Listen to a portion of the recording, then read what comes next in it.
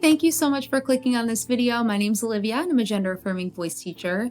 And the holidays, my friend, are upon us. They have crept up on us once again.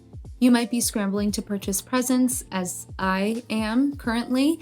You may be spending time with your family. You might be spending time with friends at parties. Or you might be, spending a lot of extra time cuddled up with your cat on the couch, which I would say is the best option of any of these. So whether you're working on vocal feminization or any kind of vocal modification, it can be really stressful around the holidays when you're spending more time with family, maybe family you haven't seen in a while, or friends, maybe you're meeting friends of friends that you haven't met before. All these situations can be really challenging and complicated when you are working on your voice. So you might feel pressure for your voice to be totally perfect.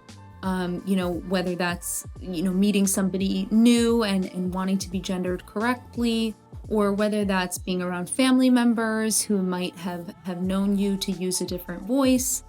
There's a lot of pressure that comes with it. So since it's that time of year, a time for what we in my family call forced family fun, I wanted to share some tips to help you kind of navigate vocal modification as you're spending time with loved ones or with friends around the holiday season. Okay, so the first thing we want to think about is managing our expectations around our voice when we're going into these social situations. So many of these parties can turn into lengthy affairs, whether we want them to or not, which means that we're going to be chatting for long periods of time.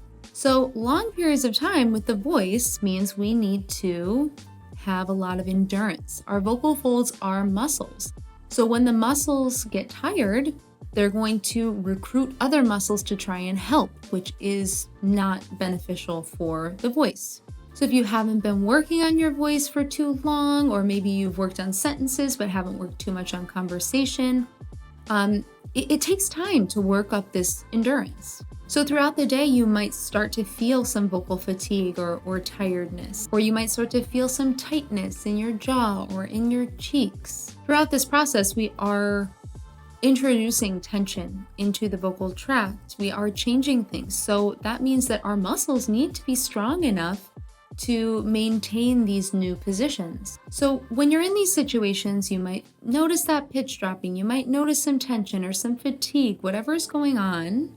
It's important to not get discouraged. So depending on where you are in your journey, in your process, it might not be realistic for you to be able to use your voice for hours on end, just like you wouldn't be able to run a marathon when you've only ever run 2 miles. So one way you can kind of manage these expectations so you don't get discouraged in these situations is to set some goals for yourself. So these goals are going to look different for everybody, of course, depending on where you are, what you're doing, what you're working on, what you're going for, all these things. But one idea might be, okay, I'm going to really focus on using my new voice for the first hour of the party. Or maybe you can say, I'm just going to focus on one element. I'm going to focus on resonance today. I'm going to focus on bringing everything forward. And that's the only thing I'm going to worry about. You could also say, you know what? I'm not feeling totally comfortable at this party. I'm just going to use my voice when I'm talking to this person who I know is a safe person. Or you could even say to yourself, you know what? I'm going to let myself relax, enjoy the party. Maybe I won't stress out about my voice, but maybe I'll kind of check in with it every couple hours. Maybe I'll set a reminder on my phone and just kind of, when it goes off, like, let me just notice where my voice is right now. So remember that it's okay for your voice to not be your version of absolutely perfect all the time. This is a process. Vocal work is not necessarily linear, and you're going to be, learning and taking steps with every new thing that you do. So give yourself the gift of self-compassion this year and be kind to yourself. Next is to find an ally.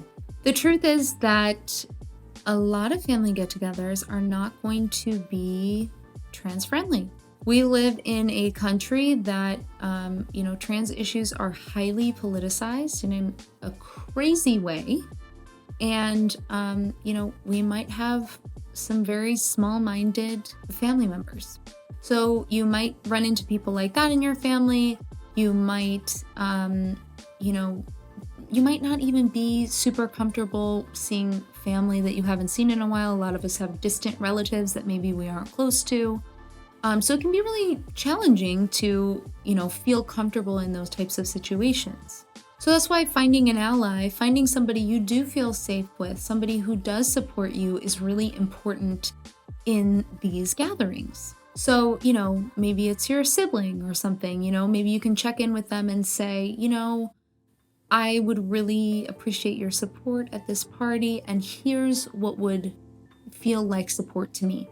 So maybe that's checking in with you about your voice. How are you feeling about your voice right now? Or, if you'd like them to mention, I noticed that your pitch is going down a little bit lower. If that's something that you want. You could also have them just, come break up a conversation that you don't want to be a part of. That's always a great thing at a family function as well. So find an ally, somebody who you feel the support from, and someone you can trust to kind of check in with about your voice. All right, next is to pace yourself. So we were already talking before about how these gatherings can be long. They can be lengthy. So it's really important to make sure that you are, of course, having realistic expectations of your voice, but also taking care of your voice in the best way that you can so that you can sustain your voice for as long as possible. So a couple different things you can think about. Number one is to take a vocal nap, okay? Or a real nap. That counts as a vocal nap too. You're not going to be talking. So if you're talking a lot, you can think about taking just a 10-minute breather, 10-15 minute, go for a walk around the block. It's a good opportunity to step away for a minute, go in the room, look at your phone for 10 minutes, so that you can really give your voice some rest. So you could think about, once every hour, once every couple hours, just making sure you take 10 minutes. The next way you can kind of take care of your voice is by using vocal warm-ups. So this might feel a little bit silly when you are at a party, but SOVT warm-ups are super helpful for maintaining your voice. So I will link a video about these types of exercises if you've never heard about them, but an example would be like a lip trill or blowing bubbles into a cup of water with a straw. So, maybe on your vocal nap walk, you do 10 minutes of silence and then you do some lip drills. Something to just kind of reset your voice in the middle of the day. So the last way you can kind of think about pacing yourself is by just focusing on one or two elements at a time rather than thinking about a million things and getting overwhelmed and, ending up not doing anything. So you can think about, okay, I'm just going to focus on resonance and pitch today. I'm not going to worry about anything else, or just for this hour conversation or whatever. So that you're not kind of exhausted and overwhelmed mentally. So my final tip is to, face your fears. Go out of your comfort zone. So, of course, as we talked about, there might be situations where you don't feel like you can fully use your voice or be yourself in your family environment. But if you do know that you have support, it can still be very challenging to use a new voice around family who have known you to use a different voice, or to be yourself with new people, whatever the case may be. So putting yourself out there and saying, I'm just going to go ahead and try. The truth is that no changes can be made without changing some things, without going outside of your comfort zone. So if you're having some anxiety around this, think about some ways you can build your confidence. Do some meditation, do some breath work, some ways to kind of come into your body, relax. You can also do some visualization where you kind of visualize things going well at the party, or visualize yourself being happy about your voice. And you can always talk with a friend, talk with somebody about what you're feeling, and kind of, get some support from somebody who really understands. So if you feel like you're needing some extra support this time of year, you can always click the link down in the description, take a lesson.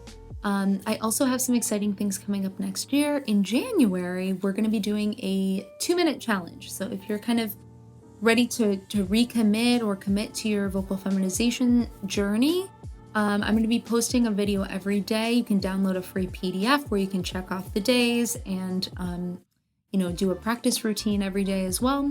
So that's coming up and that's totally free. And then I also have a group class starting in February that you can sign up for, again, down in the description. Thank you so much for watching. I hope this video was helpful and that you have a cheery, merry holiday season. And I will see you in the next video.